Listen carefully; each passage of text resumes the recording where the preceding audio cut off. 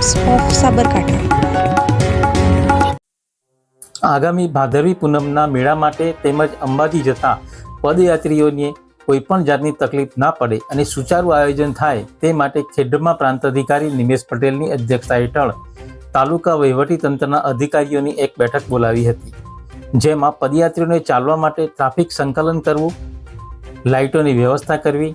વિસામા કેન્દ્રો તથા રસ્તામાં પડેલ ઘન કચરાનો નિકાલ કરવો, નદીની સાફ સફાઈ, મેડિકલ કેમ્પ તેમજ જિલ્લા મેજિસ્ટ્રેટના જાહેરનામાનો સુચારુ અમલ થાય તે માટે સમીક્ષા કરી અમલ કરવા માટે વિસ્તૃતમાં માર્ગદર્શન અપાયું હતું। આ બેઠકમાં વિભાગીય પોલીસ વડા સ્મિત ગોહિલ, ખેડબ્રહ્મા મામલતદાર મિતાંશુ બુબડિયા, મંદિર ટ્રસ્ટના મેનેજર દિલીપસિંહ કુંપાવત, ટ્રસ્ટી પ્રવીણસિંહ સોલંકી, પીડબ્લ્યુડીના ડેપ્યુટી એન્જિનિયર અમિત પ્રજાપતિ સહિત અન્ય વિભાગના અમેરિકન અધિકારીઓ ઉપસ્થિત રહ્યા હતા।